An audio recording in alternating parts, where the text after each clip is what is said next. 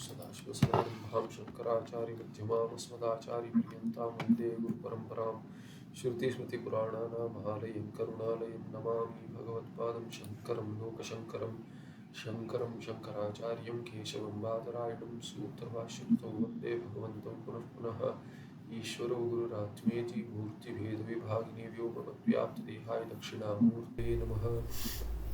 श्रीचिद्घनगणेशाय नमो मह्यं सुखं नित्यं स्वप्रकाशं व्यापकं नामरूपयोधिष्ठानं बुद्ध्यबोध्यं बुद्धेर्दृक्यत्वनिर्मलम् अपारं सर्ववेदान्तवेद्यं प्रत्यक्परं तदेवाहन्नमत्वन्यदिति मे निश्चिता मतिः।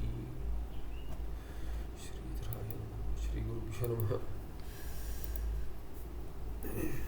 सेतु दर्शन का दृष्टांत देख लिया हमने कि सेतु दर्शन, केवल सेतु दर्शन, ये दर्शन तो ज्ञान है किंतु केवल सेतु दर्शन से पाप की निवृत्ति नहीं हो रही है। उसके साथ कर्म और उपासना जैसे विहित है वो सब सामग्री जोड़कर पाप की निवृत्ति होगी। और इसमें एक पहले मैंने बताया था, फिर भी एक स्मरण रखना चाहिए कि वो विहित जो कर्म है उसके साथ, माने विहित यदि विद्या भी है, दर्शन, वास्तविक दर्शन कर्मकांड में जो कहा गया सेतु दर्शन करिए, वो ज्ञान की दृष्टि से नहीं कहा गया, वो कर्म की दृष्टि से ही कहा गया कि आप ऐसा कर्म कीजिए, दर्शन कर्म कीजिए, सेतु दर्शन। उसके साथ संकल्प इत्यादि सामग्री जुड़ जाएगी तो उनका समुच्चय होगा। अभी क्या है कि ये दर्शन जो है ज्ञान उत्पन्न करता है। दर्शन क्रिया जो है वो चक्षु द्वारा ज्ञान उत्पन्न करेगा। इसीलिए पूर्व पक्षी ने आक्षेप किया कि वहां तो समुच्चय, वहां पे तो दर्शन से सत्य पाप की निवृत्ति हो रही है, वैसे यहाँ सत्य बंध की निवृत्ति हो जाएगी। उससे उत्तर में कहा था कि नहीं, उसमें केवल पहले, बहुत पहले सिद्धांति ने कहा था कि नहीं, ऐसा नहीं है कि केवल सेतु दर्शन से ही आप बिना कष्ट लिए सीधे सेतु दर्शन कर लेंगे तो पाप निवृत्ति होगी, ऐसा नहीं है। उसके साथ सामग्री है, तो यहाँ सामग्री शब्द का प्रयोग किया, वहां पे कहा था कि उसके साथ कर्म भी जुड़ा हुआ है। तो पूर्व पक्षी कहेगा कि ये, यदि पूर्व पक्षी कहेगा कि वहां पे तो समुच्चय हो रहा है, दर्शन को यदि ज्ञान मानते, दर्शन ज्ञान उत्पन्न करता है, तो ज्ञान के साथ कर्म का समुच्चय हो रहा है, उपासना का समुच्चय हो रहा है, तो यहाँ भी होने दीजिए। तो वहां पे तो क्या है कि वो जो दर्शन है सेतु दर्शन, सेतु भी मिथ्या है, सेतु दर्शन भी मिथ्या है, उससे ज्ञान जो उत्पन्न होगा सेतु का वो भी मिथ्या है, क्योंकि वो सब अविद्या का कार्य है। और कर्म और उपासन जो उसके साथ, जिस उस दर्शन के साथ जिसका समुच्चय कर रहे हो, वो भी अविद्या कार्य। तो अविद्या के कार्य रूप जो ज्ञान है और अविद्या के का कार्य रूप जो कर्म और उपासना है, उनमें तो समुच्चय संभव है, ये बताया नहीं यहाँ पे, ये समझना चाहिए। किंतु जो आपके अविद्या हटाता है वैसा जो ज्ञान है, अविद्या विरोधी जो ज्ञान है, एकमेवाद्वितीय ब्रह्म त्वमसि, ऐसे जो है, उसका तो कर्म और उपासना जो अविद्या का कार्य है उनके साथ समुच्चय संभव नहीं है, उनमें विरोध है। ये हो गया अंश 400, अंक 400। अभी 401 में कहते ज्ञान फलस्य मोक्षस्य नित्य प्राप्तत्वात् ज्ञानस्य कर्मोपासना अपेक्षा अभावः। तो कहते हैं कि ज्ञान का फल जो मोक्ष है, वो ज्ञान का फल, वास्तविक फल माने क्या, उत्पन्न रूप फल नहीं है वो। मोक्ष तो नित्य है, तो ज्ञान, इसलिए प्राप्त से प्राप्ति ज्ञान ही न कहते हैं। अज्ञान का हटाना ये ज्ञान का कार्य है, मोक्ष को उत्पन्न करना कार्य नहीं है उसका। तो इसलिए ज्ञान से फलम इव फलम, मोक्ष क्या है, वास्तविक फल नहीं है, फलम इव फलम, फल करके कथन कर देते, किंतु वास्तविक फल क्या है, अविद्या निवृत्ति, अज्ञान निवृत्ति, यही फल है। तो मोक्ष नित्य प्राप्त है। तो अभी कैसे, इसलिए ज्ञान के लिए भी कर्म उपासना की अपेक्षा है, ऐसा नहीं है। जो पहले परंपरा संबंध दिखाया है, परंपरा संबंध तो होने दीजिए, किंतु ज्ञान के लिए ज्ञान को कर्म और उपासना की अपेक्षा है, ऐसा नहीं है। आगे स्पष्ट होगा। और कहते हैं तमो निवृत्तौ दीप प्रभाववत स्वफल उत्पत्तौ ब्रह्म विद्या कर्म उपासने न अवेक्षते। कहते हैं तमस की निवृत्ति, अंधकार की निवृत्ति करनी है तो दीप चाहिए आपको। तो दीप में क्या चाहिए, दीप की प्रभा चाहिए। दीप माने दीप प्रभा। वो दीप प्रभावत स्वफल उत्पत्तौ ब्रह्म विद्या, ब्रह्म विद्या स्व से ब्रह्म विद्या लेंगे, अपने ब्रह्म विद्या, अपने फल की उत्पत्ति के लिए ब्रह्म विद्या कर्म और उपासना न अवेक्षते, कि उसकी राह देखते नहीं बैठती है। ब्रह्म विद्या अपना कार्य कर देगी, उत्पन्न होती है, अज्ञान का नाश कर देगी, उसको कर्म और उपासना की अपेक्षा नहीं है कि ब्रह्म विद्या अभी है पर सामग्री के लिए रुकी है, कर्म और उपासना आएगा तो कार्य करेगी, ऐसा नहीं है।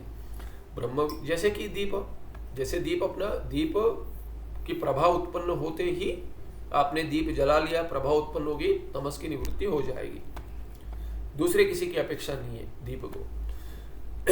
ब्रह्म विद्याया फलमपि स्वर्गादिवत यदि लोक विशेष रूप अदृष्ट फलम स्यात्। ब्रह्म विद्या फलमपि स्वर्गादिवत यदि लोक विशेष रूप अदृष्ट फलम स्यात् यदि च शास्त्रम तस्य लोक विशेषस्य केवल ब्रह्म विद्यया अप्राप्यत्वं कर्मोपासना सहित ब्रह्म विद्या प्राप्यत्वं च बोधयेत तदा।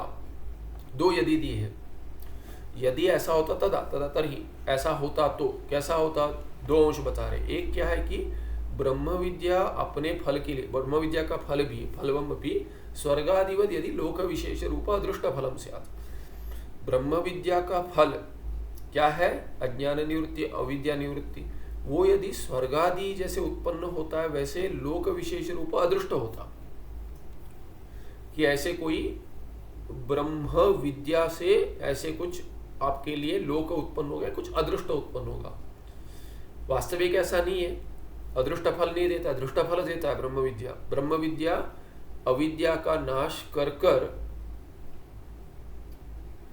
अपने आवरण को हटाकर विक्षेप न होने देना, अपने में भ्रांति न होने देना, यही प्रत्यक्ष फल देता है। इसी साक्षात्कार तो जिसको ब्रह्म विद्या कार्य कर लेती है उसको साक्षात्कार कहते हैं। उसको साक्षात्कार क्या होता है, प्रत्यक्ष है कि मैं अब्रह्म नहीं हूं, मैं संसारी जीव नहीं हूं, मैं ब्रह्म हूं। ये जो ज्ञान अविद्या हटाता है या ज्ञान अज्ञान हटाता है, ब्रह्म विद्या अविद्या हटाती है, उसका फल तो प्रत्यक्ष है, दृष्ट फल है। ज्ञानी को दृष्ट फल है, विद्वान को अदृष्ट फल नहीं है। यदि अदृष्ट फल होता ब्रह्म विद्या का फल, एक। दूसरा क्या, यदि च शास्त्रम तस्य लोक विशेषस्य, ऐसा कोई लोक उत्पन्न होता, लोक से अनुभव भी ले सकते हैं, ऐसा कोई अनुभव उत्पन्न करता, ऐसा है यदि लोक विशेष से या लोक ब्रह्मलोक इत्यादि ऐसे ही वही मुक्ति है ऐसे मान लेंगे, क्रम मुक्ति ही मुख्य मुक्ति ऐसे कोई मान लेगा, ऐसा भी ले सकते हैं। ऐसे यदि शास्त्रम तस्य लोक विशेष से केवल ब्रह्म विद्या अप्राप्यत्वम, केवल ब्रह्म विद्या से तो ऐसा लोक नहीं मिलेगा आपको, ना ही अनुभव मिलेगा, ना ही ब्रह्मलोक मिलेगा, केवल ब्रह्म विद्या से नहीं मिलेगा। ऐसे ब्रह्म विद्या द्वारा अप्राप्यत्वम, कि ऐसा ब्रह्मलोक या ब्रह्म विद्या का फल तो आपको ऐसे नहीं मिलेगा केवल ब्रह्म विद्या से, यदि ऐसा शास्त्र कहता। किंतु क्या है कि कर्म उपासना सहित ब्रह्म विद्या प्राप्यत्वंच, ऐसा लोक विशेष आपको कैसे मिलेगा, ये मोक्ष कोई लोक विशेष है, कैसे मिलेगा, ब्रह्म विद्या के साथ आपको कर्म उपासना करनी चाहिए, कर्म और उपासना करनी चाहिए।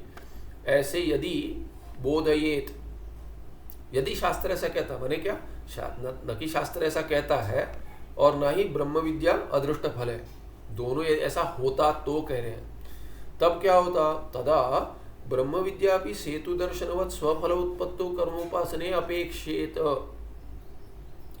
तब जाके समुच्चय होता। पर ऐसा तो कोई शास्त्र नहीं कहता। यदि ऐसा होता तो कह रहे हैं, अदृष्ट यदि होता, देखिए अदृष्ट यदि होता तो आपको दूसरे कुछ प्रमाण की अपेक्षा है। जो अदृष्ट है उसमें तो मेरे प्रमाण पर्याप्त नहीं है, मेरे 5 इंद्रिय और प्रत्यक्ष के ऊपर निर्भर बाकी जो है अनुमान इत्यादि, ये पर्याप्त नहीं है। यदि अदृष्ट होता तो, जैसे स्वर्ग अदृष्ट है, स्वर्ग अदृष्ट है, ईश्वर अदृष्ट है, ईश्वर करके कोई है ये शास्त्र बताता है, अनुमान में कर लूंगा, फिर ये पर्याप्त नहीं है, अपेक्षा रह जाएगी थोड़ी कि हाँ ये है, कि संशय रह जाएगा। इसीलिए क्या है कि अदृष्ट जहाँ है, जो दृष्ट नहीं है, अदृष्टेषु विषयेषु शास्त्रम एकमेव प्रमाणम। अदृष्टेषु माने क्या, अतीन्द्रियेषु विषयेषु, अतीन्द्रिय जो विषय है अदृष्ट फल भी अतीन्द्रिय विषय में आ जाएगा क्योंकि अदृष्ट है। ऐसे यदि अदृष्ट होता तो अतीन्द्रिय होता, तभी शास्त्र एक ही प्रमाण होता और तभी शास्त्र क्या कहता, ऐसे यदि कहता कि ब्रह्म विद्या पर्याप्त नहीं है, ब्रह्म विद्या के साथ आप कर्म और उपासना जोड़ दीजिए। जैसे सेतु दर्शन, सेतु दर्शन का फल क्या है? हाँ, एक दृष्ट फल है कि देख लिया कुछ, हाँ, कि उसका सेतु का ज्ञान उत्पन्न हो गया, पर उसकी बात नहीं कर रहा है शास्त्र। शास्त्र कर रहा है उससे अदृष्ट उत्पन्न होगा क्योंकि मैंने देख लिया, वो पाप से विरोध तो उसका तो नहीं है। पाप जो किया उससे मैंने यदि देख लिया तो मुझे ऐसा कुछ नहीं लगता कि अरे मैंने अभी देख लिया, अभी मेरा पाप घट रहा है, ऐसा तो मुझे नहीं दिखता। वो तो अदृष्ट है। अदृष्ट का विरोध दृष्ट से नहीं होगा, दृष्ट अदृष्ट का विरोध नहीं करेगा, अदृष्ट ही अदृष्ट का विरोध करेगा। तो सेतु दर्शन से जो अदृष्ट उत्पन्न होगा वो शास्त्र बताता है। सेतु दर्शन करो शास्त्र बताता है, सेतु दर्शन से अदृष्ट उत्पन्न होगा शास्त्र बताता है। वो प्रायश्चित्त के रूप कर्म से उत्पन्न हुआ अदृष्ट पाप जो पूर्व किया हुआ पूर्वकृत पाप का विरोधी है वो हटा देगा, ये शास्त्र बताता है। इसके लिए क्या चाहिए वो भी शास्त्र बताता है। सामग्री आपको संकल्प आदि करना चाहिए, बाकी कर्म करना चाहिए, पैदल जाए ये जाए इत्यादि, उपवास करे, जो भी है नियम। तो ये सब शास्त्र एक ही प्रमाण है उसके लिए। किंतु ब्रह्म विद्या का जो फल है अविद्या हटाना, अविद्या हट जाता है वो तो प्रत्यक्ष है। अभी मेरे ब्रह्म के विषय में अविद्या नहीं रही, मैं अभी अब तक अपने आप को जो संसारी मानता था, ज्ञान उत्पन्न हो गया तो नहीं मानूंगा। मैं जो नहीं मानूंगा, ये जो मुझे अपना ब्रह्म स्वरूप पता चल गया, ये तो दृष्टा फल है। जो दृष्टा फल है उसके लिए अभी उसके बाद शास्त्र की अपेक्षा नहीं है कि ब्रह्म विद्या के कार्य के लिए क्या करो, कुछ नहीं है। शास्त्र बताता है ब्रह्म विद्या से जो अविद्या हटेगी, इतना कह देता है शास्त्र। एक ही मार्ग है मोक्ष के लिए, और ब्रह्म विद्या उत्पन्न हो गई, उसके फल के लिए कोई अदृष्ट की अपेक्षा नहीं है। वो तो दृष्टा फल दे रहा है मुझे, वो कुछ पुण्य उत्पन्न करके मुझे कुछ नहीं देगा, वो पुण्य करेगा नहीं। वास्तविक पुण्य क्या है? पुण्य भी किस दायरे में आता है? पुण्य भी अविद्या के कार्य के कोटि में ही है। इसीलिए ब्रह्म विद्या जो आपकी अविद्या हटाएगी, वो अविद्या का कार्य भी हटाएगी, जो पुण्य भी हटा देगी। पुण्य पाप सब संचित आगामी हट जाएगा, प्रारब्ध एक रह जाएगा। प्रारब्ध तो फल उत्पन्न हो गया, वो अभी और कुछ फल नहीं देगा। प्रारब्ध ही फल है, वो वही उसका भोग करना है। किंतु जो पुण्य पाप है अभी वो हटाना है, ये भी बुद्धि नहीं होगी। ये पुण्य उत्पन्न होगा, मुझे चाहिए, ये भी बुद्धि नहीं होगी, क्योंकि वो कुछ सीमा है ही नहीं। अभी अनंत ब्रह्म मैं हूँ, ये पूर्ण ब्रह्म मैं हूँ, ये अविद्या का प्रत्यक्ष दृष्ट फल है, उसको अदृष्ट की अपेक्षा नहीं है। अदृष्ट के लिए शास्त्र प्रमाण है, और शास्त्र भी वादी के वेदो अवेदो भवेत्, वेद अवेद हो जाएगा अभी, उसके बाद वेद का कुछ उसमें कार्य नहीं है, उसका कार्य हो चुका। ब्रह्म विद्या उत्पन्न कर दी शास्त्र ने, ब्रह्म विद्या अविद्या निवृत्ति कर रही है, ये तो दृष्ट फल मिल गया, उसमें बाद अदृष्ट का कुछ काम नहीं है, तो न समुच्चय काम करेगा, न उसके बाद अदृष्ट फल कुछ आना चाहिए, ये अपेक्षा होगी। ये कह रहे, तो ये अपेक्षा कब होगी? यदि ऐसा होता कि शास्त्र कहता शास्त्र का विचार क्यों आया? क्योंकि अदृष्ट होता तो ब्रह्म विद्या का स्वर्गादि जैसे लोक विशेष रूप अदृष्ट फल यदि होता तभी शास्त्र की अपेक्षा होती, क्योंकि अदृष्ट है। अदृष्ट है तो शास्त्र बताएगा, और शास्त्र यदि उसके बाद कहता कि ब्रह्म विद्या के साथ कर्म और उपासना का समुच्चय करो, ना ही अदृष्ट फल है ना ही शास्त्र कहता है, तो दोनों अंश में विरोध है। जो आक्षेप किया है, संशय उत्पन्न किया, वैसे संशय तो हो नहीं सकता, क्योंकि ऐसा है ही नहीं। दृष्ट फल देता, अदृष्ट फल नहीं देता, ब्रह्म विद्या नहीं देती, और न ही शास्त्र कहता है कर्म उपासना के साथ समुच्चय करो, तब जाकर अपेक्षा होती। तो अभी अपेक्षा नहीं है। नहीं ब्रह्म विद्या फल रूप मोक्ष स्वर्गादिवल लोक विशेष रूप अदृष्ट फलम, वो तो अदृष्ट फल नहीं है। ब्रह्म विद्या का जो फल है मोक्ष, ये तो स्वर्गादि जैसे अदृष्ट फल नहीं है, वो तो किंतु मोक्ष नित्य प्राप्त, वो तो नित्य प्राप्त है। अज्ञान हटा दिया, ये तो मुझे पता चल गया, और मैं अभी ब्रह्म बना हूं नहीं, मैं कभी भी ब्रह्म ही था, कभी भी असंसारी ब्रह्म था। मैं जीव, इस संसारी जीव कभी भी नहीं था। ऐसा जो ज्ञान उत्पन्न होता है वो तो नित्य प्राप्त है। मोक्ष वो वैसा, वो ज्ञान का फल मोक्ष नित्य प्राप्त है। बंधस्तु भ्रांत्या प्रतीयते, बंध तो भ्रांति से उसकी प्रतीति हो रही है, भ्रांति हटाना ही ज्ञान का कार्य है, ब्रह्म ज्ञान का या ब्रह्म विद्या का। तस्या भ्रांति है निवृत्तिरेव ब्रह्म विद्या है फलम, मोक्ष फल नहीं है उसका। बाधक जो है मोक्ष में, बाधक क्या है? अज्ञान से उत्पन्न हुई भ्रांति है। ये अज्ञान हटाकर भ्रांति हटाना, यही ब्रह्म विद्या का फल है। और वो तो प्रत्यक्ष है, अदृष्ट नहीं है, दृष्ट है। केवल या ब्रह्म विद्या तस्याः भ्रांते निवृत्ति ही अस्माकं प्रत्यक्ष, प्रत्यक्ष है, दृष्ट फल है। अस्माकं माने ब्रह्म विदाम ज्ञानी नाम, कहते हैं हम सब जो अभी ज्ञानी बन चुके हैं, हम जैसे ज्ञानियों के लिए ये प्रत्यक्ष है करके कह रहे हैं। क्या प्रत्यक्ष है? भ्रांते है निवृत्ति ही, भ्रांति की निवृत्ति प्रत्यक्ष है। रज्जु ज्ञानात् सर्प भ्रांते है निवृत्ति यथा सर्वेषां प्रत्यक्षा तद्वत्। तो कहते हैं अस्माकं में, हम तो अपने आप को ब्रह्मज्ञानी नहीं मानते, आपने तो इसीलिए इसको ब्रैकेट में दिया है। तो कहते हैं हम तो नहीं मानते, हम तो अभी ब्रह्मज्ञानी नहीं बने हैं। तो कहते हैं ठीक है, रज्जु से सर्प की भ्रांति जाती, इतना तो समझ आता है, तो आपको भी कोई अनुभव होगा, कहते हैं इतना तो समझ आ गया, ठीक है, वो तो प्रत्यक्ष है ना, वैसे ही प्रत्यक्ष होगा, कह रहे आपको भी होगा, कह रहे तस्माद् अधिष्ठान ज्ञानस्य फलम भ्रांति निवृत्ति रूपम दृष्टम एव फलम। प्रत्यक्ष माने ये दृष्ट फल है, अदृष्ट नहीं। अदृष्ट नहीं तो शास्त्र की अपेक्षा नहीं है। अभी शास्त्र ने तो कह दिया, हो गया, आपने कर लिया, श्रवण मनन निध्यासन हो गया, ज्ञान उत्पन्न। उसके बाद शास्त्र का कोई कार्य नहीं है। उसके बाद शास्त्र में जाकर ढूंढने की अपेक्षा नहीं। अभी क्या करना पड़ेगा? कोई कुछ आपको कोई कहेगा तो भी नहीं माने, क्योंकि कोई कहेगा दूसरा ही नहीं। यत्र कोई अन्यत होगा तभी अन्य दिवस स्यात्, ऐसे अन्यद इव कह दिया तो भ्रांति हट गई, तो ना अन्यद इवन भी नहीं रहा, अन्यद इव भी नहीं रहा, अन्यत तो बहु दूरम। दृष्ट फल से उत्पत्ति यावत्या सामग्र्या साध्यतया प्रत्यक्षेण प्रतीयते तावती सामग्री दृष्ट फल से हेतुरित्युच्यते। दृष्ट फल के लिए क्या क्या चाहिए सामग्री, वो सब उसकी यावत्या सामग्र्या साध्यतया प्रत्यक्षेण प्रतीयते, कि ये अभी दृष्ट फल से उत्पत्ति ही, जब तक दृष्ट फल की उत्पत्ति नहीं होती तब तक जितनी सामग्री साध्य, अरे ये चाहिए, ये चाहिए, ऐसे प्रतीति होती है, इसके बिना नहीं होगा, इसके बिना नहीं होगा, वो सब सामग्री में जुड़ जाएंगे। तब जाकर तावती सामग्री दृष्ट फल से हेतुरित्युच्यते, कि दृष्ट फल के लिए अभी सेतु दर्शन के लिए क्या चाहिए? आंखें चाहिए, कम से कम उतना तो चाहिए, वहां से शुरू करेंगे। उसके बाद कहेंगे कि काम करने वाली चाहिए, हाँ आंखें चाहिए मैंने काम करने वाली चाहिए। आंख माने गोलक की बात नहीं कर रही, इंद्रिय की, चलने वाली इंद्रिय चाहिए। उसके बाद शास्त्र श्रद्धा इत्यादि आएगा, संकल्प आदि, फिर यात्रा कर रहे हैं ये वो इत्यादि सब चाहिए, तो वो सब दृष्ट फल का हेतु बनेगा।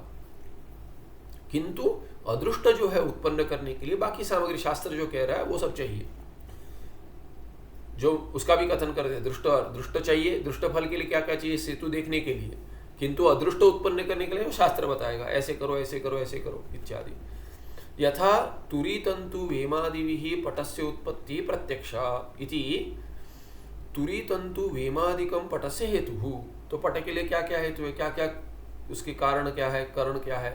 तो कहते हैं तुरी तंतु वेम इत्यादि। तो आपको पट बनाने के लिए, कपड़े बनाने के लिए धागा तो चाहिए, किससे बनाएंगे? जैसे पहले उसे स्वेटर इत्यादि बुनते थे, तो किसका बुन देंगे? तो वो चाहिए। तो वैसे ही क्या कि अभी ये बड़ा पट बनाना है, तो अभी उसमें के लिए क्या तुरी तंतु इत्यादि चाहिए। तो तुरी और वेम इत्यादि जो उसको जोड़ देंगे, वो सब यंत्र चाहिए, जो उसको क्या कहते हैं,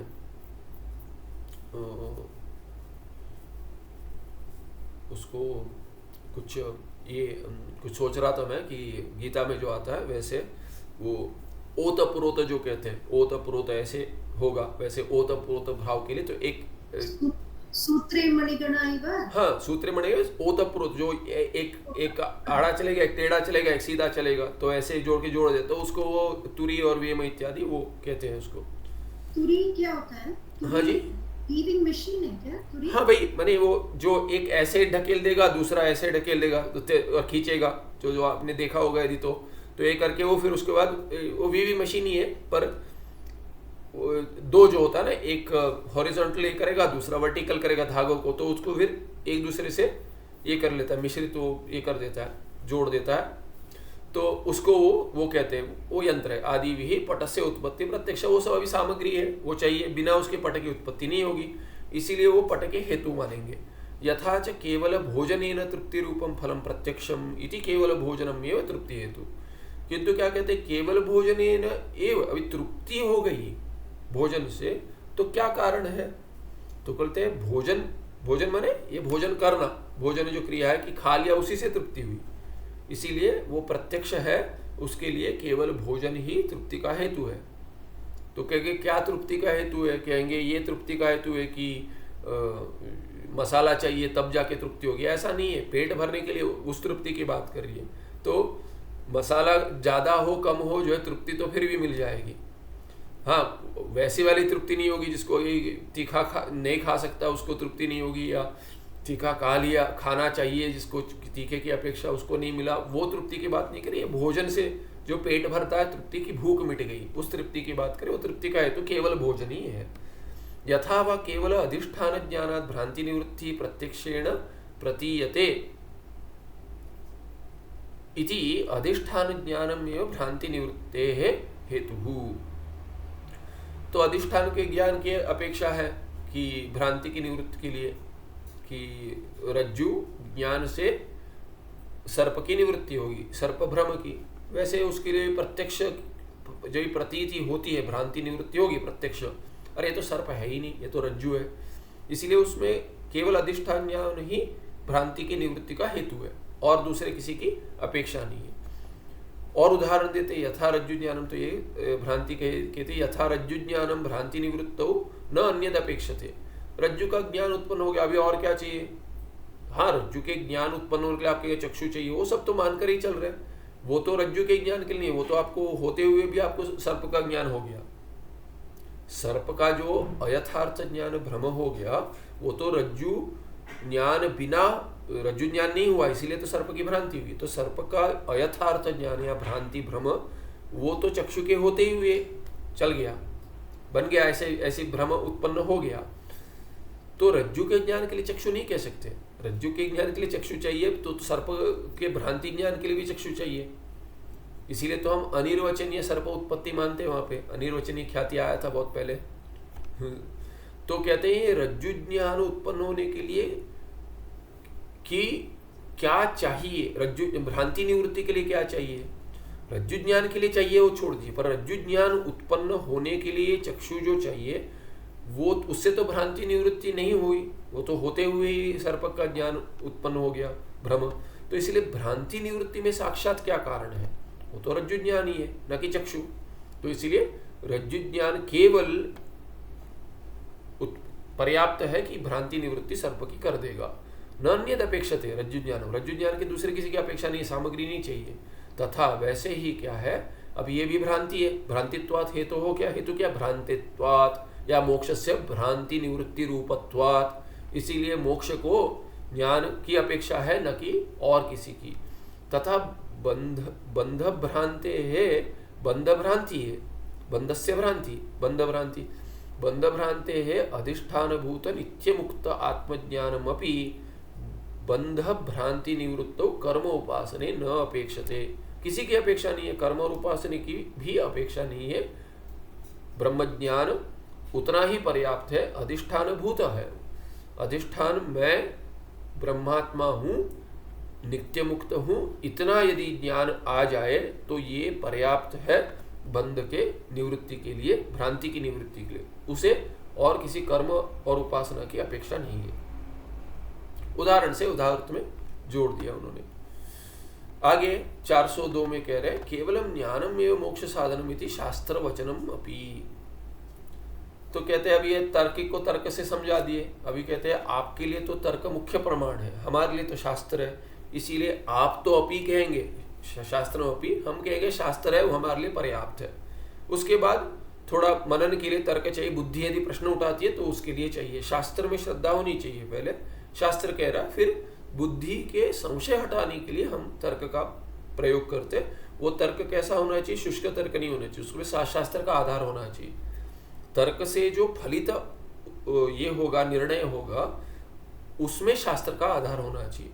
विरुद्ध तर्क नहीं लगाना चाहिए। विरुद्ध तर्क भी लगाते तो तार्किक क्या है, तर्क पहले लगाते बाद में कहते शास्त्र वचनमपि। वैसे ही यहाँ पे उस शैली में बता रहे, अभी तर्क से कह दिया, अभी हम कहेंगे शास्त्र वचनमपि। केवलम ज्ञानम एवं मोक्ष साधनम इति शास्त्र वचनम। केवल ज्ञान ही मोक्ष का साधन। ये तो बहुत बार आया है, सबको पता है, इसीलिए तो इसका अभ्यास अभी आगे बढ़ा रहे। तो यार इसके सहज है। ज्ञान फल से मोक्ष से स्वर्गादिवल लोक विशेषत्व वर्णनेन अदृष्ट रूपत्व अंगीकारे वेद वाक्य विरोध स्यात्।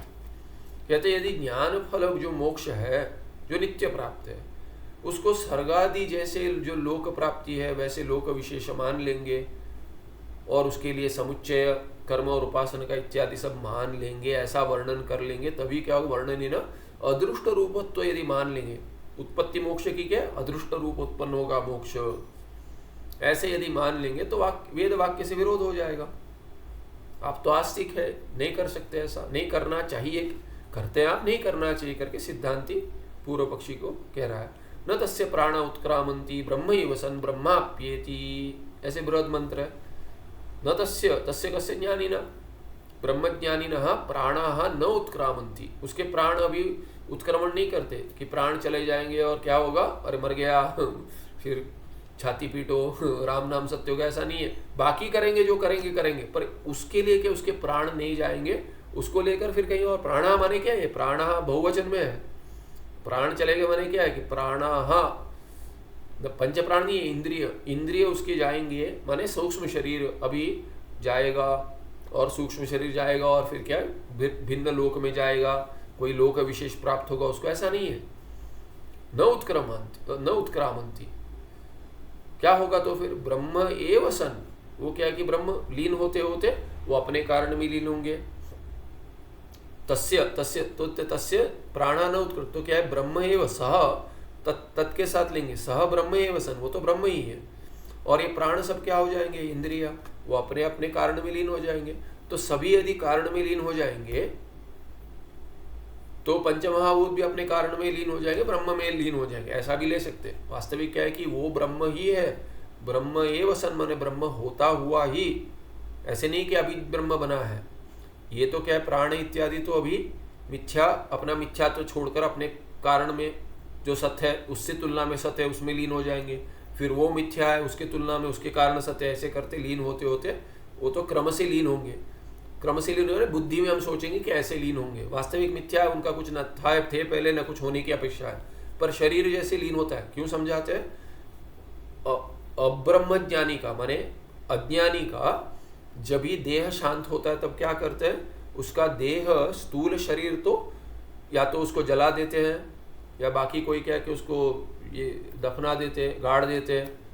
तो तभी क्या है कि वो धीरे धीरे धीरे, हिंदू जो जला देते हैं सनातन धर्म में, तब क्या है कि वो तो अपने कारण में लीन हो जाता है, पृथ्वी में लीन हो जाता है सब शरीर पूरा। उसके बाद तो क्या मिट्टी में मिल गया कहते हैं कि मिट्टी से आता है, मिट्टी में मिल गया शरीर कह देंगे, कबीर दास जी के दोहे गा देंगे थोड़े, हो गया राम नाम सत्य हो गया उसका। किंतु श्रद्धा क्या है कि वो सूक्ष्म शरीर जो है पितृ रूप में अभी जाएंगे, उनको श्राद्ध तर्पण इत्यादि पिंड ये सब करना चाहिए, इसीलिए उसके लिए करते हैं। ये स्थूल शरीर तो चला गया, उसके लिए थोड़ी करते हो, बस में हो गया। उसमें तो क्या थोड़ा सोना डाल देंगे, गंगा जी डाल देंगे, गंगा जल डालकर फिर चंदन इत्यादि डालकर थोड़ा घी डालकर कहेंगे स्वाहा, हो गया, अंतिम संस्कार हो गया उनका, 16वां संस्कार कर दिया, हो गया। किंतु वो जो प्रवास कर रहा है वो प्राणा उत्क्रामंती, वो तो जा रहे हैं उनके, तो अभी पितृलोक जाएंगे 1 वर्ष के बाद, उसके लिए श्राद्ध इत्यादि करें तभी पितृलोक में प्रवेश मिलेगा उनको, इसलिए करेंगे मासिक इत्यादि। तो वो जो अपेक्षा है तभी क्या है कि वो तो अभी कारण में लीन नहीं हुए, स्थूल शरीर कारण में लीन हो गया। तो अभी कहते हैं ज्ञानी का अभी स्थूल शरीर तो कारण में लीन हो जाएगा, जल समाधि दे देंगे, या अभी तो आजकल वो नहीं मना करते तो जला देते हैं, जगह नहीं है उसको समाधि बनाने की, तो भू समाधि नहीं ले सकते, जल समाधि नहीं दे सकते, करेंगे क्या? फिर अग्नि कहेंगे, उसी को अग्नि में जला देके क्या अग्नि समाधि कह देंगे, और क्या कहेंगे? क्योंकि स्टेट सपोर्ट नहीं है। पूज्य स्वामी जी कहते थे वर्णाश्रम के लिए जैसे नहीं, अभी वो सन्यासी के लिए भी जगह मिलती है, ठीक है, नहीं मिलती है तो क्या करेंगे? जल समाधि मना कर दिए।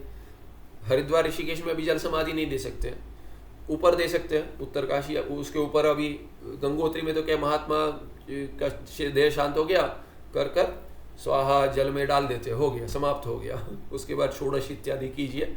किंतु क्या है कि अभी जो स्थूल शरीर जो लीन होता है अज्ञानी का, इस अपेक्षा से प्रश्न आता है सूक्ष्म शरीर का क्या होता है, तो कहते हैं अज्ञानी का तो प्रवास करेगा। अभी ज्ञानी का स्थूल शरीर तो लीन होता है, वो तो दिखता है कि, और थोड़ा प्रत्यक्ष से अनुमान लगा लेंगे कि अगर तो लीन हो रहा है, तो अज्ञानी और ज्ञानी में क्या अंतर है, तो कहते अज्ञानी का जो प्राण उत्क्रमण हो रहा था, माने कि प्राणों का उत्पन्न माने प्रवास हो रहा था सूक्ष्म शरीर का, कारण में लीन नहीं हो रहा था। पर ब्रह्मज्ञानी का विधेय मुक्ति क्या है, उसका सूक्ष्म शरीर भी कारण में लीन हो जाएगा। जो अनादिकाल से प्रवास कर रहा था अभी नहीं करेगा। ऐसे प्रश्न की अपेक्षा होने से उसका उत्तर में कह दिया बृहद उपनिषद में, न तस्य प्राणा उत्क्रामंती ब्रह्म एव सन, वो तो ब्रह्म था पहले, ब्रह्म होता हुआ ब्रह्म आप्येति, माने प्राप्त से प्राप्ति, ब्रह्म होता हुआ ब्रह्म को प्राप्त करता है। तो मुंडक में भी आता है, लगता है मुंडक उपनिषद में भी आता है कि ब्रह्म था, ब्रह्म ही बन जाता है। तो क्या है, विमुक्ता विमुच्यते ऐसे कुछ मंत्र है। तो जो मुक्त था वही मुक्त होता है, तो जो मुक्त था वो मुक्त होता है। क्या अर्थ रहा, ज्ञान से उसका अज्ञान हट गया।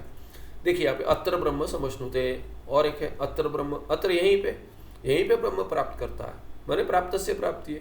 इत्यादि श्रुते ज्ञानिनः प्राणाः न कमपि लोकम गच्छन्ति इति वर्णयन्ति। तो ये सूक्ष्म शरीर जो है, इंद्रिया इत्यादि मिलकर लीन न होकर, अपने कारण में न लीन होकर वो लोक जाती है, ऐसे अज्ञान के विषय में। यहाँ पे क्या, ज्ञानिनः प्राण न कमपि लोकम गच्छन्ति, कहीं भी नहीं जाते, वो लीन हो जाते, इति वर्णयन्ति, ऐसे वर्णन करते हैं मंत्र। ये श्रुति प्रमाण दे दिया, तो इसीलिए क्या शास्त्रमपि कह दिया उसके लिए, पूर्व पक्षी के लिए।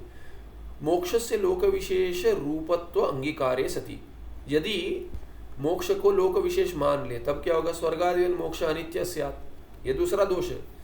नहीं मान लेंगे तो क्या होगा, शास्त्र नहीं कहता पर होना तो चाहिए, बाकी सब है, इतने सारे अभी कहते हैं कि ब्रह्मलोक है, ये लोक है, किसके लिए ब्रह्मलोक, ब्रह्म ज्ञान से ब्रह्मलोक मिलते हैं, तो ब्रह्म दिख रहा है कि ये ब्रह्म है, ब्रह्म ज्ञान से क्या मिलेगा, ब्रह्मलोक मिलना चाहिए, ऐसे कोई कह देगा। या कोई कह देगा आप तो ये कह रहे हो कि 4 प्रकार की मुक्तियां हैं, तो सभी मुक्तियां ही हैं, तो सालोक के सारूप्य इत्यादि, तो वहां जाना तो पड़ेगा ना, वहां जाके मिल जाएगा। ठीक है नित्य होगा पर वहां जाके मिलेगा, ऐसा क्यों नहीं मानते। शास्त्र का भी विरोध नहीं होगा, पुराण में इतना सारा कथन आता है कि ये हो गया वैकुंठ लोक, स्वयं भगवान आकर ले गए, कहीं अपने इनको भेज दिया, कहीं क्या है कि कहते कि वो विमान आ गया, विमान में बैठ गए, अपने भक्तों के साथ चले गए, तुकाराम जी इत्यादि कथन आता है। वहाँ पे उनके भक्ति संप्रदाय क्योंकि तोड़ते, वो भी अद्वैती है, वो तो वैकुंठ चले गए, ऐसा क्यों नहीं माने, नित्य मोक्ष मिल गया, अरे नहीं मिल सकता। तो कहते हैं वो अनित्य होगा, यदि गमन होता है तो ये गमन मानते और अद्वैत में घटाते। भक्ति में ठीक है सब ऐसे गए थे इत्यादि, अरे सब आ गए थे, स्वयं आए थे, वो केवल स्वयं नहीं गए, अपने भक्तों को ले गए, तो इनको प्रोत्साहन देते, ये सब अर्थवाद है।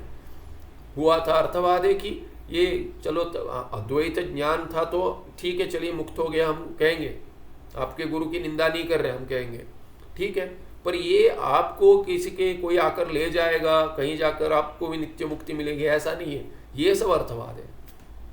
तो इसीलिए कहते हैं यदि प्रवास होगा, देखिए अद्वैत होता क्या है कि आपसे विमान भिन्न है, कि कोई आएंगे वो ले जाएंगे, लोक भिन्न है, ये भ्रांति सब चली गई है। अभी उसके बाद अपेक्षा करते नहीं ऐसा होगा तो ही होगा, ऐसे ही यदि होगा तब जाके मुक्ति होगी, ये सब भ्रांति है। इसका अर्थ है कि अभी ज्ञान नहीं है, इसके बाद कुछ अपेक्षा है तो ज्ञान नहीं। इसीलिए अत्र ब्रह्म समश्नुते, वो कहीं और जाएगा तो क्या होगा, कहीं और माने देश परिच्छेद आ गया, काल परिच्छेद आएगा, थोड़ा समय तो लगेगा, क्षण में जाएगा तो एक क्षण तो लगाना, तो काल परिच्छेद आ गया, वस्तु परिच्छेद आ गया कि वो कहीं और है, वो अभी आपको जाके वहां बनाएंगे अलंकार। कैसा ये नहीं है कि अलंकार करेंगे, आपको तैयार कर रहे हैं कि धोती पहनाएंगे, नहीं अभी ये शर्ट पैंट में वहां उस लोक में नहीं जाना है, आपको ये कुछ ही देंगे, कुछ नहीं है, वो माने कोई अर्थ ही नहीं बनता इसका। इसीलिए क्या है कि अनित्य ही होगा, आपसे कुछ भी भिन्न होगा तो अनित्य होगा। आप अनित्य बन जाओगे, वो अनित्य होगा, आप चलो होने दो कहेंगे, अरे वो नहीं, तुम अनित्य होगे। वो यदि तुमसे भिन्न है, तुम भी उससे भिन्न हो, वो अनित्य होगा तो तुम भी अनित्य होगे। तो ऐसा अनित्य किसको चाहिए? मोक्ष।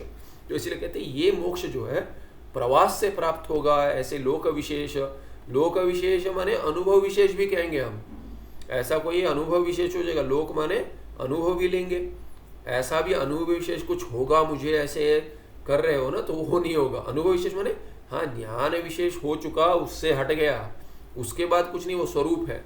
स्वरूप में कोई अनुभव नहीं होगा, स्वरूप का अनुभव होते रहता है, क्योंकि अंतःकरण जब तक है प्रारब्ध में होगा। किंतु देह शांत होने के बाद उसके बाद कुछ अनुभव होगा नहीं, उसमें अनुभव के लिए कुछ आपके पास यही नहीं, अंतःकरण ही नहीं रहा, अंतःकरण लीन हो गया, प्राणा न उत्क्रामंती। तो विदेह मुक्ति में क्या हो जाता है? वो आनंद, मुझे आनंद का अनुभव होगा ही नहीं, क्योंकि उसमें कुछ है ही नहीं दूसरा। अनुभव करने के लिए सामग्री कहाँ पर है आपके पास? आप स्वयं अनुभव रूप ही हो, ज्ञान रूप हो, अनुभव रूप हो। ज्ञान माने अनुभव, वही सत्यम ज्ञानम अनंतम, वो आपका स्वयं स्वरूप है। इसीलिए मोक्ष अनित्य हो जाएगा यदि प्रवास की अपेक्षा रखेंगे, ऐसे कुछ भ्रांति रह जाए, स्वर्ग जैसे लोक विशेष कुछ होगा तो मोक्ष अनित्य हो जाएगा। मोक्ष से लोक विशेष रूपत्व अंगीकारे अपि केवल ज्ञानी ने एवं मोक्ष प्राप्ति अंगीकर्तव्या। अभी कहते हैं ठीक है, चलिए एक अभ्युपगमवाद लेते हैं। मोक्ष से लोक विशेष रूपत्व अंगीकारे अपि, यदि लोक विशेष मान ले मोक्ष को, फिर भी केवल ज्ञान से प्राप्त होगा, ये मानना पड़ेगा। क्यों? उस पर टिप्पण भी है। टिप्पण क्या कहता है? तुष्यते दुर्जन, तुष्यतु दुर्जन न्याय इति न्यायेन। ये तुष्यतु दुर्जन माने अभ्युपगमवाद वही है, तो उसको अभ्युपगम हाइपोथेसिस कह देते हैं। हाइपोथेसिस या अभ्युपगमवाद में मान भी ले ऐसा कहते हैं, किंतु वास्तविक उस न्याय को क्या कहते हैं? तुष्यतु दुर्जन। ये है नहीं, पर आपसे कौन बहस करे, चलिए मान लेते हैं। यदि ऐसा मान ले तो भी समुच्चय नहीं होगा, बोल रहे। यदि मान ले कि लोक विशेष है तो भी समुच्चय नहीं होगा। क्यों?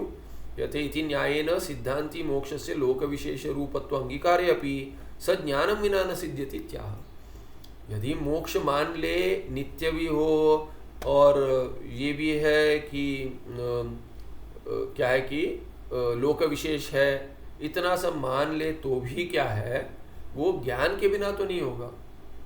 दुर्बल पुरुष प्रबल से स्वशत्रु प्रथमं स्वप्रहारम प्रत्यवकाशम दत्वा पश्चात तम मारयति, एष एव दुर्जन तोष न्याय इति उच्यते। तो ये न्याय का ही कथन कर दिए, पहले आया है बार बार। जैसे भगवान भाष्यकार बहुत बार, माने तीसरे अध्याय तक ले जाते हैं गीता जी में, भगवान शब्द बहुत बार आया है, श्री भगवान हुआ इत्यादि बहुत बार आया है। किंतु तीसरे अध्याय में जाकर उनको लगा कभी कि अरे भगवान शब्द का अर्थ बता रहे थे, तो एक श्लोक में भगवान शब्द का अर्थ बता रहे थे। तो यहाँ पे भी क्या बहुत बार तुष्यतु दुर्जन न्याय आया है, किंतु ये तुष्यतु दुर्जन न्याय क्या टिप्पण में अभी 6 अध्याय में बता रही है क्या न्याय है। 5 अध्याय हो गए, 7 अध्याय का ग्रंथ है, 6 अध्याय में बताते हैं अरे ये क्या न्याय है। मैं एक बार पता नहीं, लग नहीं रहा है कि विचार सागर में इसका विचार हुआ है कि नहीं, तो एक बार ये भी बता रहे थे, यदि हुआ है तो फिर भी एक बार बता रहे थे। ऐसे कर कर दुर्बल पुरुष प्रबल से स्वशत्रु, जो दुर्बल पुरुष है वो क्या करता है, प्रबल स्वशत्रु जो है उसको प्रथम स्वप्रहारम प्रत्यवकाशम दत्वा, वो क्या करता है देखिए वो क्या करता है, वो मैंने देखता है कि कितना बल है, देखने के लिए पहले कहता है अवकाश दे देते, चलो मारो तुम, ऐसे देखकर फिर क्या करता है, पश्चात तम मारयति। तो दुर्बल पुरुष पहले क्या करता है, प्रबल से स्वशत्रु हो स्वप्रहारम प्रत्यवकाशम दत्वा, कि अभी तुम आप मारिए, कि आपका तो बल अधिक है, मारो करके कहता है, फिर देख फिर बाद में मारता। एष एव दुर्जन तोष न्याय है इत्युच्यते। पर अपने आप वास्तविक दुर्बल है नहीं, दुर्बल दिखाता है अपने आप को, अरे डर गया, फिर उसके बाद ऐसे कुछ ये कथन करे दुर्जन तुष्यते, कि आप भी माने वास्तविक ये दुर्बल पुरुष प्रबल को मारता है, ये ठीक नहीं लग रहा है यहाँ पे जो कथन किया। इसीलिए क्या अर्थ लेना चाहिए कि वो कहता है ठीक है, अरे मैं मारूंगा, प्रबल ही कहेगा कि मैं मारूंगा तो मर जाओगे, तो तुम्हें अवकाश ही नहीं मिलेगा, तो एक काम करो, तो थोड़ा तुम भी थोड़ा मार लो, फिर देखते हैं, 2-4 तुम भी मार लो, बाद में मैं मारूंगा, ऐसे। तो ये ऐसे क्या कर कि तो थोड़ा ये कर देते कि आपको भी अवकाश दे देते, करके देख लीजिए। फिर उसके बाद कहते देखिए मार लिया, तो मारने का प्रयास करेगा तो भी मार लगेगी नहीं इसे, ऐसा कथन कर रहे हैं। तो तुष्यतु दुर्जन में आप करोगे तो भी ये हानि है, आपका तर्क नहीं बैठेगा, ये कह रहे हैं। ठीक है, चलिए, वो तो तुष्यतु दुर्जन न्याय में अभ्युपगमवाद कहते हैं, शास्त्र में ऐसा भी आता है। तो क्या कहते हैं, शास्त्र प्रतिपादितः अर्थः शास्त्र अनुसारेण एव अंगीकर्तव्य। शास्त्र से जिसका प्रतिपादन होता है, जो आपको आपके जो प्रमाण है वो पर्याप्त नहीं है, उसमें शास्त्र प्रमाण काम करेगा।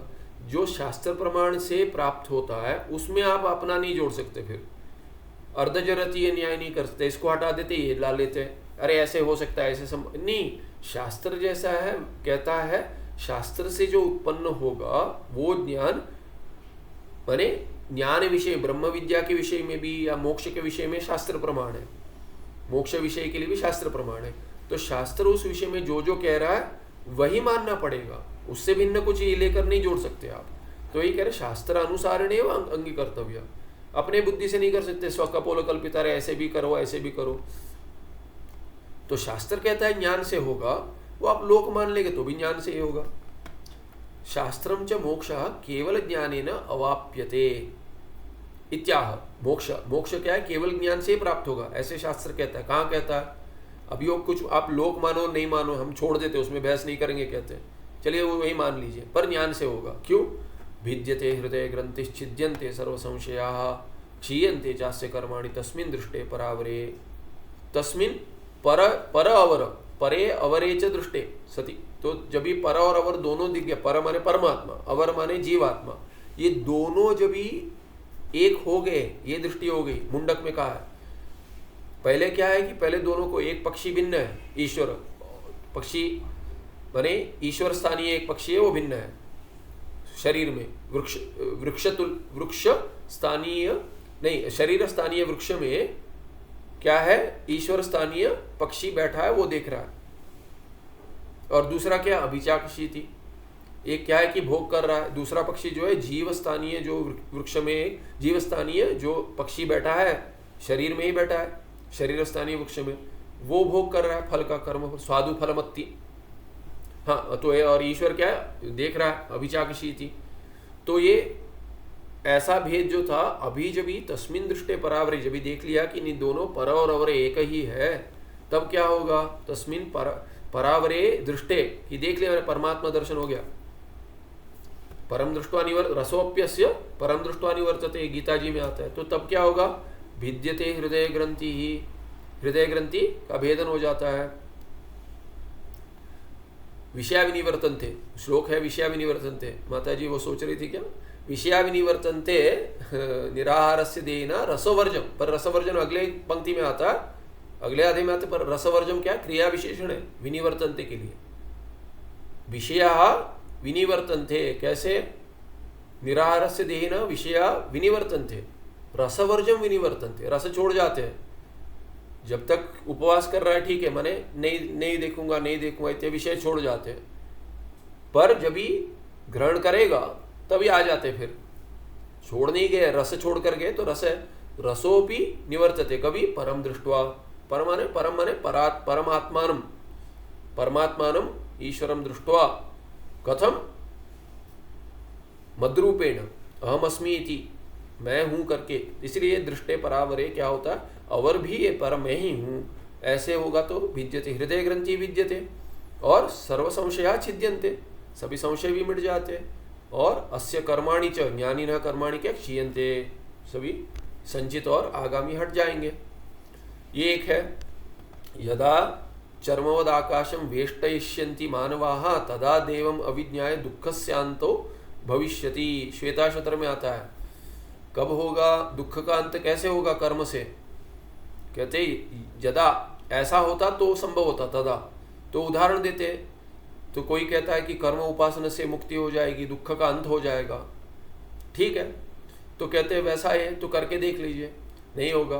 तो अभी कहते फिर कैसे होगा, तो कहते यदा चर्मवद आकाशम वेष्टयिष्यन्ति मानवाः, मानव ने क्या करेंगे, जैसे चर्म ओढ़ते थे, वो वानप्रस्थ जाए वहाँ जाए, क्या करेंगे, वो चर्म ओढ़ लेंगे, ठंड लग रही है, चर्म डाल लेते हैं, तो ये आकाश को ओढ़ लेंगे, संभव है आकाश को ओढ़ लेंगे, तो वेष्टयिष्यन्ति मानवा, यदा जब ही आकाश को ओढ़ने की इच्छा करेंगे कि वेष्टि बनाएंगे कि इसको धोती करके या साड़ी करके पहन लेंगे, वैसे आकाश को ही पहन लेंगे पूरा। वैसे जब ही चर्म जैसे वैसे करेंगे, माने कपड़े जैसे सोच लीजिए, जैसे वस्त्र धारण करते वैसे आकाश को यदि वस्त्र के रूप में ओढ़ने की का इच्छा ऐसे करेंगी, तदा देवम अविज्ञाय, तब क्या होगा, तब हो सकता है आपको कहते हैं, तभी बिना देवम अविज्ञाय, ये क्या है कि माने ऐसा होगा तो कि आकाश को बनाएंगे क्या, आकाश को बना सकेंगे कि आकाश को ओढ़ लेंगे, हम नहीं ओढ़ सकते। माने ओढ़ लेंगे माने कि दिगंबर की बात नहीं कर रहे कि वस्त्र का त्याग करें, वो कह रहे कि चर्म जैसे ओढ़ते हैं वैसे यदि आकाश को ओढ़ सकते आप, तब जाकर देवम माने परमात्मानम अविज्ञाय, बिना जाने भगवान को, तब जाकर दुख का अंत संभव होता कर्म और उपासना से। माने देव बिना जाने माने कर्म उपासना, और क्या बचा, उससे संभव होता। माने क्या नहीं है, वास्तविक ये भविष्यति इत्यादि ऐसे लृट लकार का प्रयोग किया, ऐसे ही होता है, पर वास्तविक यहाँ क्या अर्थ है, लृंग का अर्थ है कि यदि ऐसा होता तो वैसा, लृंग में माने ऐसा होता तो वैसा होता। माने क्या, वो उसके लिए व्याकरण में उदाहरण क्या देते हैं, लृंग का उदाहरण स्टॉक एग्जाम्पल कहते हैं, स्वामी जी कहते थे स्टॉक एग्जाम्पल, स्वामी शंकराचार्य जी। क्या है लृंग का, कहते हैं माता पुत्र को कहती है आ गया बेटा, रिजल्ट आ गया, अच्छा तो देखो कैसा है रिजल्ट, तो कहती है यदि फेल हो गया नहीं कहेंगे, चलिए अच्छा नहीं मिले कहेंगे, तो कहते यदि तुमने भी पढ़ाई की होती तो तुम्हें भी अच्छे अंक मिलते। अर्थ क्या है, पढ़ाई नहीं की अच्छे अंक नहीं मिले, कैसे कहते हैं, यदि की होती तो तुम्हें भी मिलता, माने नहीं की नहीं मिला, यह अर्थ है। तो वैसे यहाँ पे ऐसे नहीं होगा, असंभावना में दिखाते हैं ऐसे।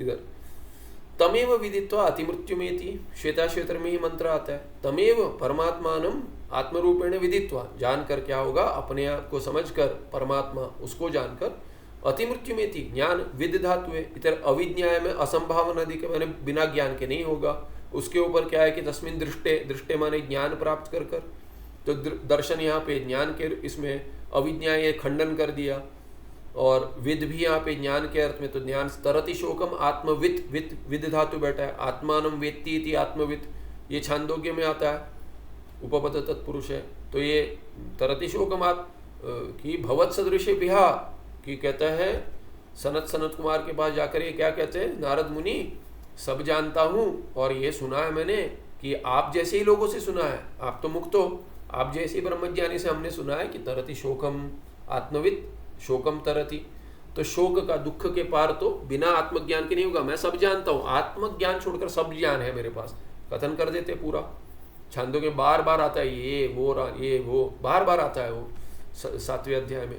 तमेवं विद्वान अमृतः इव इह भवति, तम एवं विद्वान, एवं विद्वान, एवं अलग नहीं है ये, एवं क्या समस्त पद होगा ये, तम एवं विद्वान अमृत इव भवति इति, माने एवं विद्वान ये समस्त पद है, एवं का विद्वान, एवं ऐसा जो विद्वान है, ऐसा करेंगे अलग भी करके घट जाएगा, तम एवं विद्वान, पर जहाँ तक एवं वित्त कहते हैं, एवं विद्वान नहीं होगा, एवं विद्वान, तो ठीक है भिन्न भी हो सकता है।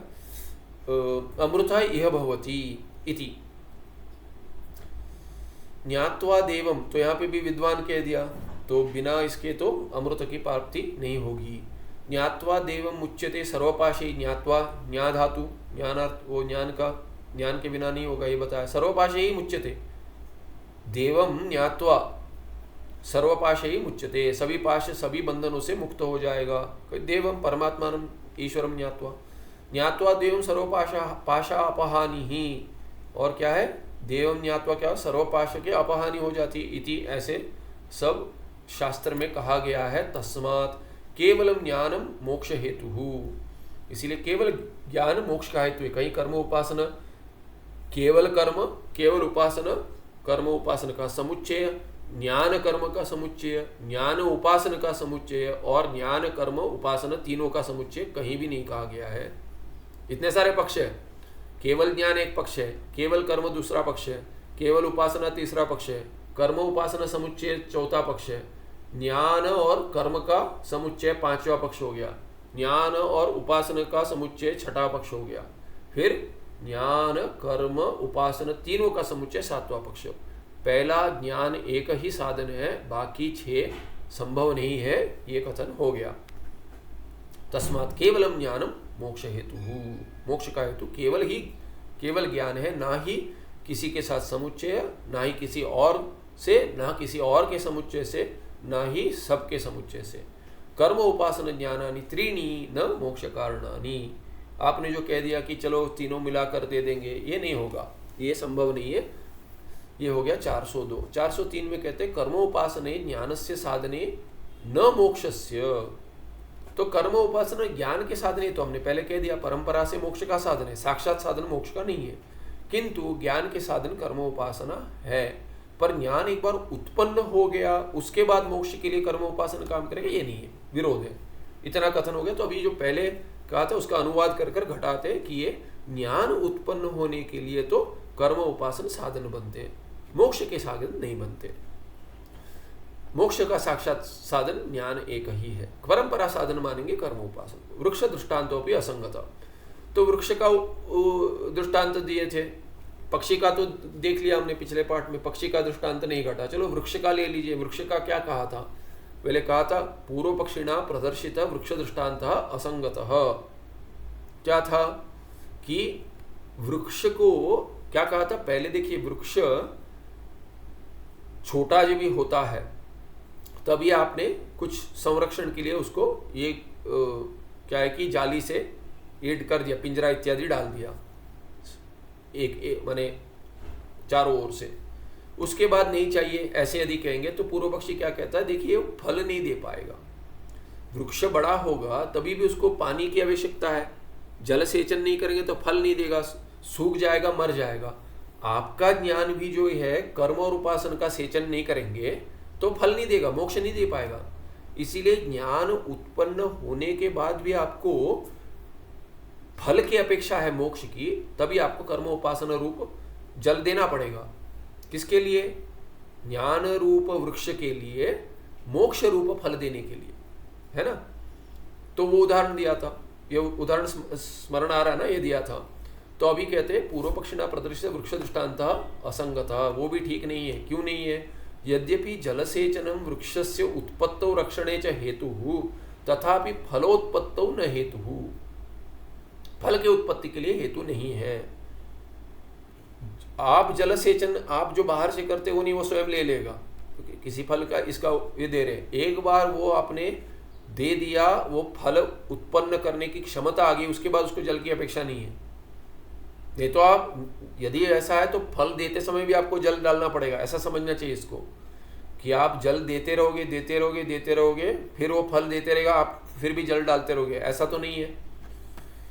तथा ही वृद्धो यो वृक्ष, अभी कहते हैं वृक्ष पूर्ण ये हो गया, उसके बाद वो बिना पानी के भी, पानी आपको डालना नहीं पड़ता, उसके बाद वो ले लेता है। पहले मेहनत करो, उसके बाद फल खाते रहो, ऐसे वृक्ष होते हैं। तो तथा ही वृद्ध या वृक्ष तस्य जलसेचनम रक्षणाय एव न फलाय। तो कहते तथा ही वृद्ध या वृक्ष, वो रक्षण के लिए तो चाहिए, ठीक है, न फलाय, फल उत्पत्ति वो नहीं करता। फल तो वो बाकी सत्व उसमें जो है उसी से देता है। वो फल क्या है कि वो वास्तविक फल क्या है, वो अपने लिए ही रखता है, कुछ आगे मुझे काम आएगा, इसीलिए फल में सब सत्व डालकर रखता है कि वो वृक्ष ही उसका सेवन करेगा। ऐसे अधिक होगा तो उसको गिरा देगा सब, कि वो पत्ते की हानि करेगा, ये सब और सत्व खा लेगा, इसीलिए फल को गिरा देगा। तथा ही वृद्ध या वृक्ष तस्य जलसेचनम रक्षणाय एव न फलाय, रक्षण के लिए चाहिए पर फल के लिए नहीं चाहिए। ऐसे जलेन पुष्टः या वृक्ष स फल हेतुरिति सत्यम। अभी कहते हैं जल से तो आपने सेचन किया है, उससे वृक्ष फल देता है, जल फल नहीं दे रहा है, साक्षात फल नहीं दे रहा है, परंपरा साधन मानेंगे। जल देंगे वृक्ष को, वृक्ष सत्व उत्पन्न करेगा, वो सत्व फल देगा, फल रूप में उसको उसका जमा करके रखेगा। न तो जल सेचनम फलोत्पत्तिम प्रति हेतु, यदि होता तो जल डालेंगे तो हर वृक्ष को फल देना चाहिए, नहीं देता। हर वृक्ष जिसको जल डालते वो फल देता है क्या? नहीं देता। मैंने कहते हैं कि फल जीवित रहे उसके लिए भी आपको ग्रीन हैंड्स चाहिए कहते हैं। मुझे किसी ने कहा कि वृक्ष का आरोपण कीजिए, मतलब मैं वृक्ष का आरोपण करूँ वृक्ष जीवित रहेगा ये नहीं कह सकते, क्योंकि मेरे ग्रीन हैंड्स नहीं है। तो जितना मैंने किया, पानी डालना भूल जाता था इत्यादि कभी होता था, या कहीं और चला गया तो नहीं होता था। फिर ये बीज बोता तो भी वो अंकुर फूटता था, ऐसा नहीं है। बीज से अंकुर आने के लिए भी कैसी मिट्टी चाहिए, कैसे हाथ चाहिए, किसको पता। तो कोई करता है वही मिट्टी है, वही है, एक का नहीं आया दूसरे का, एक का अच्छा है दूसरे का नहीं आया, तो होता है। वो वृक्ष को ये भी अपेक्षा होती है कि इनका हाथ का स्पर्श चाहिए, ऐसा भी प्रारब्ध होगा वृक्ष का में जो जीव है उसको अंकुर के रूप में होने के लिए ऐसे ही जीव का स्पर्श चाहिए। ऐसा भी संभव है। क्या पता कर्म कैसे, गहना कर्मणो गति, तो किसी के ग्रीन हैंड से किसी के नहीं है, तो वो तो भिन्न बात है। फिर ये बता रहा हूँ एक ऐसे संदर्भ में। तो जल से जो पुष्ट वृक्ष है ये उसके लिए न तो जल सेचनम फलोत्पत्ति प्रति हेतु, स्वयं तो नहीं देता।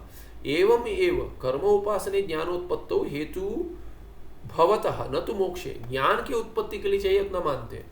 हाँ, वृक्ष बड़ा होगा इसके लिए सब चाहिए, पर साक्षात जल डालने से यदि वैसा होता तो वृक्ष क्यों चाहिए आपको? पौधे में डालो, पौधा फल दे देगा? नहीं देगा। पौधा वृक्ष होने के लिए आपको जल चाहिए। एक बार वृक्ष बन गया तब वो वृक्ष फल देगा।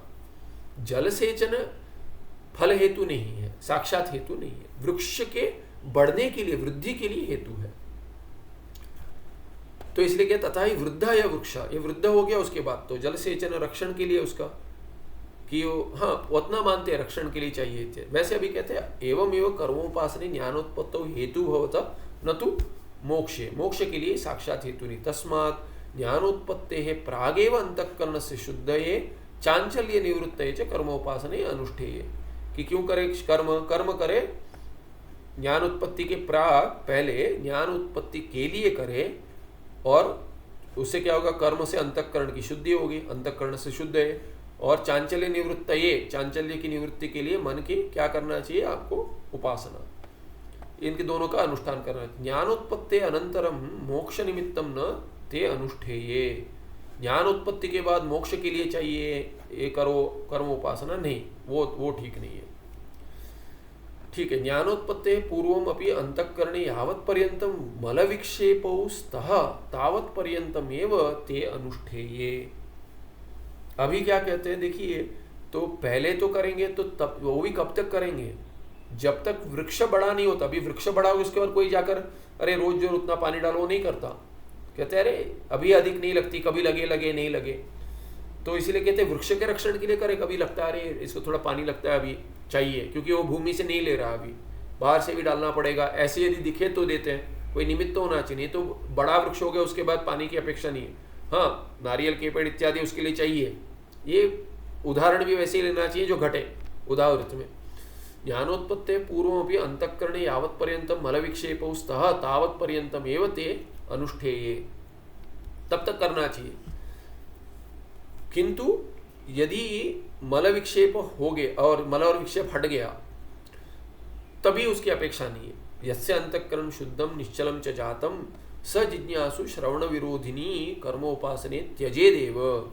एक बार अंतःकरण शुद्ध हो गया, निश्चल भी हो गया उपासना से, तभी जातम उत्पन्न, ऐसा हो गया, ऐसा उत्पन्न, ऐसे अंतःकरण का परिवर्तन हो गया। तब क्या जिज्ञासु, ज्ञानी का यदि इच्छु है तो श्रवण विरोधिनी कर्मोपासने त्यजेदेव। कर्मोपासन का त्याग करे। क्यों? क्योंकि वो श्रवण के विरोधी है, नहीं करने देगा श्रवण। क्योंकि कर्म करेगा कि श्रवण करेगा? श्रवण कह रहा है क्या? श्रवण का विरोधी क्यों है? श्रवण में कह रहे तुम करता नहीं हो, और कर्म कह रहा है तुम करता बनो, उपासक बनो, उपासन कह रहा है उपासन की विधि। तो दोनों में साक्षात विरोध है। तो या कर्मोपासने छोड़ना चाहिए कि वो श्रवण करने नहीं देगा आपको, श्रवण का फल उत्पन्न होने नहीं देगा, श्रवण माने सिद्ध नहीं होगा। विविदिशा संन्यासम कुर्यादिति यावत, कि विविदिशा संन्यास करे, कर्म छोड़ दे। किंतु क्या देखिए, अभी ये जैसे रक्षण के लिए, अभी ये क्या रक्षण कहा था, रक्षण के लिए तो उतना तो मानते हैं। तो कहते हैं वृक्ष के रक्षण के लिए चाहिए ना, मोक्ष की उत्पत्ति के लिए। तो क्या कहेगा कि ये श्रवण कर रहा है, कर्म कर रहा है, कर्म क्यों करे? चित्त शुद्धि, रक्षण, चित्त शुद्धि के लिए कर रहा था ना वो। तो वृक्ष देखिए उदाहरण में वृक्ष की वृद्धि जो है वो फल है। किसका? जल सेचन का। उदाहृत में क्या है कि कर्म उपासन का क्या फल है? चित्त शुद्धि और एकाग्रता। चित्त शुद्धि और एकाग्रता के रक्षण के लिए करें। यदि वो जा रही है तब करे, कर्म उपासना करते रहे। एकाग्रता जा रही तो उपासना करे, करना ही चाहिए। पर श्रवण यदि हो रहा है तो उसकी अपेक्षा नहीं है। फिर फल आ रहे तो क्यों करेंगे? वृक्ष फल दे रहा है, नहीं मैं पानी डालूंगा, अरे फल दे रहा है, अभी अभी की पानी की क्यों अपेक्षा है? तो वैसे ही मोक्ष उत्पन्न कर रहा है श्रवण। ये चित्त शुद्धि हो गई, वो उत्पन्न हो गया, और चित्त शुद्धि है, एकाग्रता है, तो क्यों चाहिए आपको कर्म उपासन? क्यों चाहिए? समय व्यर्थ होगा उसमें, और ज्ञान का विरोध ही है, इसीलिए उसकी अपेक्षा नहीं है। ऐसे समझना चाहिए, क्योंकि वो रक्षण कह दिया। किसके रक्षण? आपको रक्षण चाहिए, ज्ञान का रक्षण नहीं। ज्ञान रक्षण है, आगे उसके लिए कहेंगे कि योग समाधि इत्यादि, जो मैंने पहले बताया था। विद्यारण्यचार्य मुनि भगवान इसमें कहते हैं जीवन मुक्ति विवेक में। ठीक है, विविदिशा संन्यास करे, यदि तुम इच्छा है तो उसको वो करे। तो यहाँ पे ये दिया है, प्रमाण दिया है, स्मृति प्रमाण। आरुक्षोर मुनेर योगं कर्म कारणमुच्यते योगारूढ़स्य तस्यैव शमः कारणमुच्यते। शम माने संन्यास। किसके लिए? तस्यैव, तस्य कस्य? तो कहते हैं आरुक्षो, जो आरुक्षु है, आरूढ़ इच्छु है। क्या किम आरूढ़? तो कहते योगम। ये मुनि के लिए क्या कर्म कारण होता है? कौन? ये जो योग प्राप्त करने की इच्छा करता है, योग को आरूढ़ करने की इच्छा रखता है, आरुक्षु है, वैसे मुनि को कर्म कारण कहते हैं। उसके लिए कर्म कारण है। और तस्यैव योगारूढ़ से, जब योगारूढ़ बन गया, कर्मयोग की सिद्धि प्राप्त हो गई, माने योगारूढ़ हो गया, माने क्या? चित्त शुद्धि प्राप्त हो गई, और उपासना करेगा तो एकाग्रता भी प्राप्त हुई। तस्यैव क्या? क्षमा। क्षमा माने संन्यास। क्षमा माने अभी कर्म छोड़ दो, कारण उच्यते। जिज्ञासायां संप्रवृत्तः नाद्रियेत कर्म चोदनाम चित्तस्य शांते कर्म न तो वस्तु उपलब्धे। यहाँ पे स्पष्ट कह दिया, कर्म क्या है कि चित्त की शांति के लिए, शुद्धि के लिए, शांति के लिए, समाधान के लिए, माने साधन चतुष्ट संपत्ति प्राप्त करने के लिए, समाधि षटक प्राप्ति करने के लिए। न तो वस्तु उपलब्धि, ब्रह्म वस्तु, वसति इति वस्तु एक ब्रह्म ही है, उसकी उपलब्धि के लिए नहीं है। तो जिज्ञासायाम संप्रवृत्ता, जो जिज्ञासा में, उसमें कर्म चोदनाम न आद्रियेत, उसको उसका आदर कर वो ग्रहण नहीं करना चाहिए। कर्म और अरे कर्म की विधि का ग्रहण कर लो, कर्म करो, अरे ये यावत जीव श्रुति लेकर, यावत जीवे अग्निहोत्रम जुहियात, ये श्रुति लेकर करो, नहीं मत करो कहते हैं। क्यों? जिज्ञासा संप्रवृत्त हो तुम। अभी सम्यक प्रवृत्ति तुम्हारी कहाँ होनी चाहिए? जिज्ञासा में, उसमें है। इसीलिए क्या है? चित्त की शांति के लिए कर्म करो, वस्तु की उपलब्धि के लिए नहीं है। वो वस्तु सिद्धिर विचारेण नान्यथा कर्मकोटि भी तस्मात् कर्म न कुर्वन्ति यतः पारदर्शिनः। यति जो पारदर्शी है कि कर्म के आगे क्या है, सीमा क्या है, वो देखते हैं, उसका पार देखते हैं, और ज्ञान क्या लेता है वो देखते हैं। वो पारदर्शी जो है, यथार्थदर्शी ज्ञानी ना यतयः, वो क्या करते हैं? कर्म न कुर्वन्ति। क्यों? तस्मात्, क्या हेतु है? वस्तु सिद्धि विचारेण कर्मकोटि भी न अन्यथा कर्मकोटि भी वस्तु सिद्धि न भवति, विचारेण एव भवति। विचारेण वस्तु सिद्धि भवति, अन्यथा कर्मकोटि भी अपि न भवति, वस्तु सिद्धि न भवति। इसीलिए क्या है? कर्म न कुर्वन्ति। कहेंगे अच्छा तो कहते कहाँ जाना चाहते हो? पूछेंगे, कोई रास्ता पूछ रहा है, जाना कहाँ है आपको? कोई कहते ये कहाँ? तो बोलते ये रास्ता ये वही है। केवल आपको जाना कहाँ है? तो कहते हैं कि यहाँ जाना है। अच्छा ये रास्ता चला जाएगा क्या? पूछेगा फिर। यहाँ जाना है। अच्छा वहाँ जाना है? नहीं वहाँ नहीं जाएगा। फिर भी आप जा सकते हैं यहाँ पे। तो अरे जा सकते हो, पर वो जाता नहीं है वहाँ रास्ता। जाना कहाँ है? उधर जाना है। तो पीछे मुड़कर आप कहीं और चले जाए। तो इसलिए कर्म से यदि प्राप्त नहीं होगी तो चले जाइए, कर्म करते रहिए, क्या अर्थ बनता है? प्राप्त नहीं होगा। कोटि कर्म करेंगे तो भी नहीं होगा। कोटि जस्ट नंबर, कितने भी अनंत कर्म से भी प्राप्त नहीं होगा। इत्यादि वचनेभ्यः, ये अंक समाप्त कर देते हैं। शमः संन्यासः, शम क्या? संन्यास कह दिया उसको। शम यहाँ पे संन्यास अर्थ में। मलम नाम पापम, यह मल शब्द आया होगा कहीं, तो मलम नाम पापम तच्च अशुभ वासनायाः हेतुः। ये मल चित्त शुद्धि देगा, तो मल होगा तब चित्त शुद्धि की अपेक्षा। तो ये चित्त में मल जो होगा वो क्या है? पाप है, वही पाप है। और तच्च पापम मलम शुभ वासनायाः हेतुः, अशुभ वासना, क्षमा कीजिए, तच्च अशुभ वासनाया हेतु, अशुभ वासना है उसके लिए हेतु पाप ही है, इसलिए वो संस्कार उद्भूत हो जाते हैं। अरे ये गलत गलत किया है, इसीलिए गलत गलत करने की का मन करता है। अभी यावत पर्यंतम मलमस्ति तावत पर्यंतम अशुभ वासना अस्ति। वासना क्षय कैसे होगा? तो जब तक मल होगा तब तक तो रहेगा वासना, चित्त शुद्ध हो जाएगा तो फिर वो उत्पन्न होकर फिर और शुद्धि करते करते एक समय पर उद्भूत नहीं होंगे, उसी को हम वासना क्षय कहेंगे। सभी वासना का तो क्षय नहीं हो सकता, अनंत है। यहाँ पे इस जन्म में जो बाधक बन रहे उन वासनाओं को हटाना है, ज्ञान में और निष्ठा में जिनको जो बाधक बनते। यदा अशुभ वासना न उदेति तदा मल अभावो निश्चय। न उदेति कह दिया, वासना है कि नहीं हमको नहीं पता, पर अनादिकाल से यदि हमने सभी जन्म प्राप्त किए तो सभी वासनाएं हैं, वो तो वासना छोड़ जाती है, हर कर्म वासना छोड़ेगा। तब क्या होगा? अनंत जन्म में, अनादि जन्म से, अनंत नहीं अनादि जन्म में, अनादि हमने जन्म में अनंत ये लिया है, जन्म लिए अनंत, पता नहीं किस किस कौन सा शरीर लिया है, ऐसा कोई शरीर नहीं होगा जो नहीं लिया होगा। वो सभी ले लिया, सभी लोक में प्रवास कर लिया, फिर भी क्या है कि और सभी कर्म कर लिए, सभी उपासना कर लिए, तब जाकर वो सभी ये निषिद्ध इत्यादि सब कर चुके हैं, वो सब संस्कार है, वासना है, पर वो न उदेति, वो उद्भूत नहीं होते इस जन्म में। तब ये क्या होगा? ये मोक्ष का जन्म बन जाएगा। तब क्या कहेंगे? तो ये मल अभाव का निश्चय हो गया, तब ये पाप काम नहीं करेगा, अशुभ वासना उत्पन्न नहीं होगी, शुभ वासना का हमें चिंता नहीं है, बाधक नहीं बन रहा है अभी निष्ठा में। तभी अंतःकरण से चांचल्य एकाग्रे ही अनुभव सिद्धे। ये अंतःकरण से जो है मल का अभाव है, कैसे पता चलेगा? कि चांचल्य एकाग्रे, चांचल्य हो गया तभी एकाग्रे ही अनुभव सिद्धे। चांचल्य भी मुझे पता है अंतःकरण का, और एकाग्र भी मुझे पता है। तो बोले मन भटक रहा है, बोलते नहीं, अरे बात कर रहा हूं वहां देख रहा है।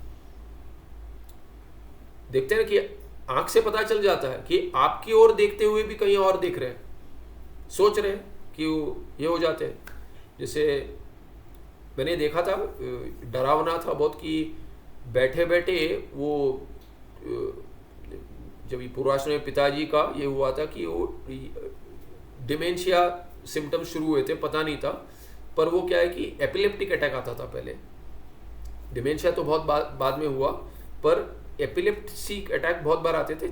मैंने 1-2 वर्ष के बाद आए थे, तो तभी क्या है कि वो आकर ठीक, जब भी बहुत सारा सिम्टोमेटिक था, जब भी आए तभी बैठ गए, मतलब कि ऐसा हो रहा था, ऐसा होता, कुछ स्मरण नहीं आता, क्योंकि उसके बाद बहुत सारा समय तक उनका ये चला जाता है, उनका स्मृति चली जाती है।